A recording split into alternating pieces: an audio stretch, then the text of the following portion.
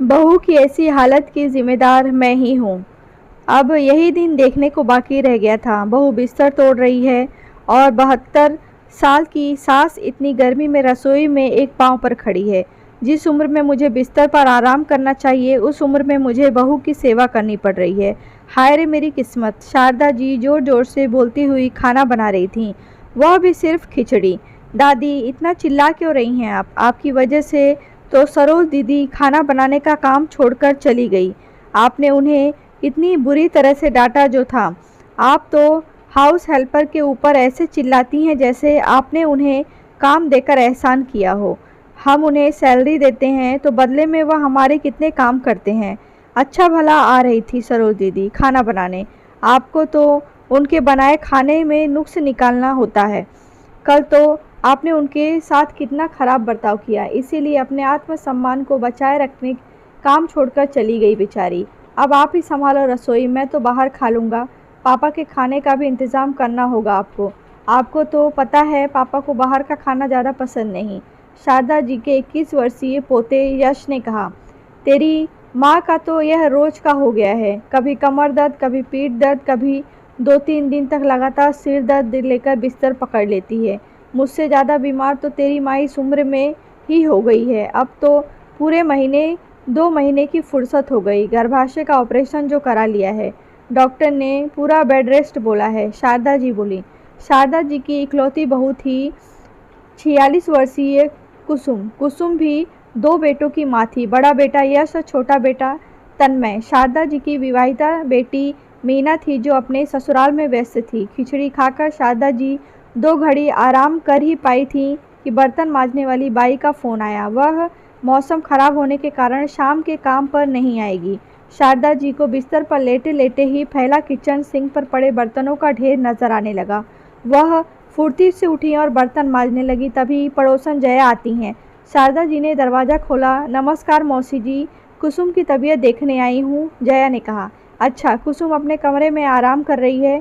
जिस उम्र में बहू से सेवा करवानी चाहिए उस उम्र में मुझे ही बहू की सेवा करनी पड़ रही है, उसकी गृहस्थी संभालनी पड़ रही है। देखो, जूठे बर्तनों का पहाड़ रसोई में पड़ा है, उसे भी साफ करना है। शारदा जी ने अपनी दुख भरी दास्तां सुनाई। अरे, तू तो किस्मत की धनी है, कितनी फुर्तीली बहू पाई है तुमने। शादी के 10-12 साल तो हो ही गए होंगे, उसे 12 बच्चों की माँ बन गई है, पर जरा भी नहीं लगती। घर के साथ साथ अपने आप को ही सेहतमंद रखा है। तुम्हारी बहू ने तो मेरी बहू की तरह बार बार बीमार पड़ते नहीं देखा।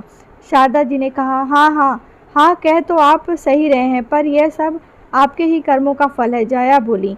ऐसा मैंने क्या कर दिया जो मुझे ही बहू की चाकरी करनी पड़ रही है? शारदा जी ने आश्चर्य से पूछा।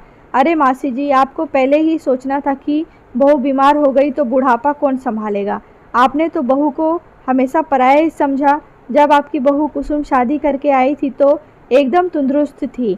आपने आते ही उसके कंधों पर घर की सारी जिम्मेदारी तो डाल दी, पर उसके खाने पीने का जरा भी ध्यान नहीं रखा। ताज़ा खाना तो उस बेचारी को कभी नसीब ही नहीं हुआ। वह अपने से फल काट कर खा भी नहीं सकती थी। फल फटे पड़े पड़े सड़ जाते थे, पर संकोचवश नहीं खा पाती थी। आपने उसे उसकी इजाज़त ही कहाँ दी थी? हमेशा उसे पराया समझा। बहू को छोड़कर घर के सारे सदस्य का साल 2 साल में एक बार हेल्थ चेकअप करवाती। आपको बहू के स्वास्थ्य की चिंता ही कहाँ थी? 2-2 प्रसव में भी आपने बहू का जरा भी ध्यान नहीं रखा। प्रसव के बाद माँ के शरीर में कमजोरी आती है, ऐसे में उसे आराम की सख्त ज़रूरत होती है। शरीर को पूरी तरह आराम नहीं देने से कई समस्याओं का सामना करना पड़ता है। यह सब जानते हुए भी आपने कुसुम को पर्याप्त आराम और पौष्टिक आहार नहीं दिया। अब उसकी माँ का तो देहांत हो चुका था। उसके पिता ने आप पर पूरा भरोसा रखा और कुसुम की डिलीवरी ससुराल में ही करने को राजी हुए थे। 40 दिन का आराम तो आपने उसे दिया ही नहीं। 21 दिन होते ही किचन में लगवा लेती थी उसे। जया ने कहा, कैसी बात करती हो जया, दोनों बच्चे कोई घर पर नहीं हुए हैं, पूरा डॉक्टरी इलाज करवाया था। सुबह शाम न जाने कौन कौन सी ताकत की दवाइयाँ तो लेती रही थी बहू।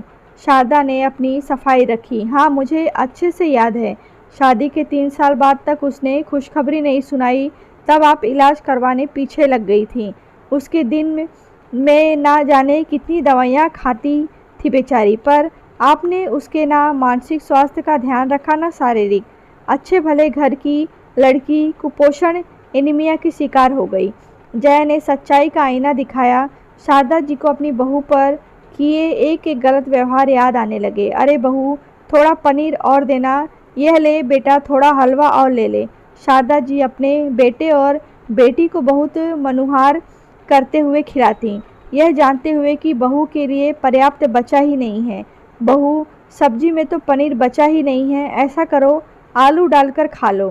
कभी कहती कल के चावल पड़े हैं फ्रिज में, उसे गर्म करके तुम खा लो। कभी बची हुई आधा कटोरी दाल एक कटोरी पानी मिलाकर दे देती। कहती गाय को या काम वाली को रात की रोटी देने से अच्छा तुम ही खा लेना। अरे इस उम्र में तो मैं बासी खाना नहीं खा सकती, तुम्हारी उम्र की होती तो बात कुछ और होती। अच्छा सुनो, थोड़ा दही है, मट्ठा बना देना। कुसुम ने सबके लिए पर्याप्त मट्ठा बना दिया। जानबूझकर शारदा जी बहू के हिस्से का भी मट्ठा पी जाती। अरे तुम्हारे ससुर जी फल लाए हैं। अब इस उम्र में तरह तरह की बीमारियों ने शरीर को घेर लिया, इसीलिए मेरा फल फ्रूट खाना ज़रूरी हो जाता है। लेकिन जब हम तुम्हारी उम्र के थे तो दूध दही फल फ्रूट को हाथ तक नहीं लगाते थे। ससुराल में सबके खाने के बाद जो बच जाता था उसी से संतुष्ट हो जाते थे। शारदा जी कहती कोई सास ऐसा बोले तो कहाँ से किसी बहू को खाने का मन करे। सास के व्यवहार से शरीर के साथ साथ कुसुम का मन भी खराब हो चुका था। पति अनिल से कुछ कहो तो वह कहते तुमको कितनी बार कहा है सास बहू के बीच में मुझे मत घसीटा करो, मुझे जोरू का गुलाम नहीं कहलवाना। अनिल कामकाजी पत्नी चाहता था जो घर परिवार को संभालने के साथ साथ पैसा कमाना भी जानती हो। नौकरी के साथ घर और परिवार संभालना औरत की ही जिम्मेदारी है। शारदा जी ने अपने बेटे को अच्छी तरह से समझा दिया था, जबकि कुसुम नौकरी करना नहीं चाहती थी। वह जानती थी कि उसकी मदद को कोई नहीं आएगा और दोहरी जिम्मेदारी निभाना उसके लिए मुश्किल होगा। कुसुम जवाब तलब करके बात नहीं बढ़ाना चाहती थी। उसने पास के ही स्कूल में टीचर की जॉब के लिए आवेदन कर दिया और जल्दी उसे नौकरी मिल गई। तब तक दोनों बच्चे स्कूल जाने लगे थे।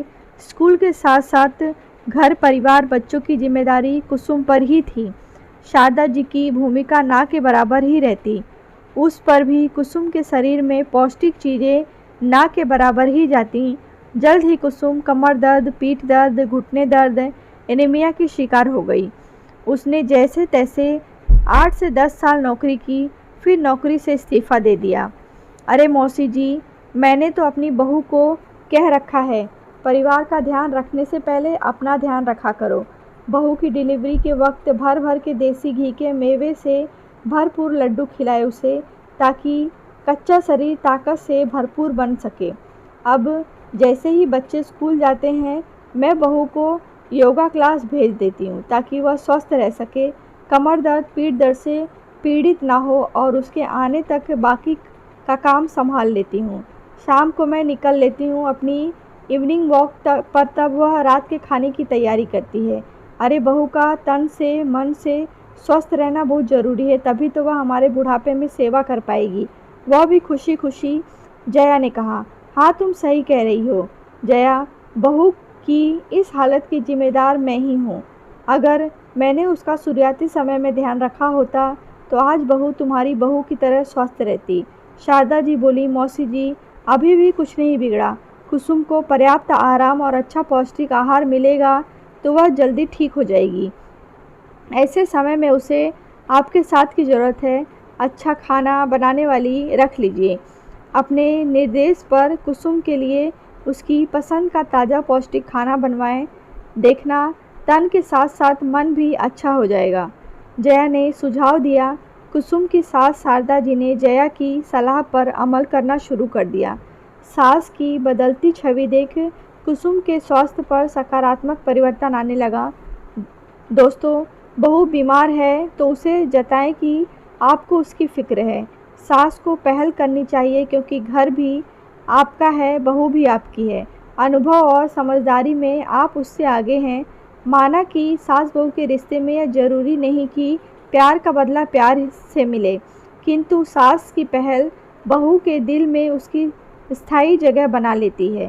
प्यार की थपकी तानों की चोट से हमेशा प्रभावशाली होती है। कहानी आपको कैसी लगी है कमेंट बॉक्स में बताएं। कहानी अच्छी लगी हो तो लाइक करें, शेयर करें।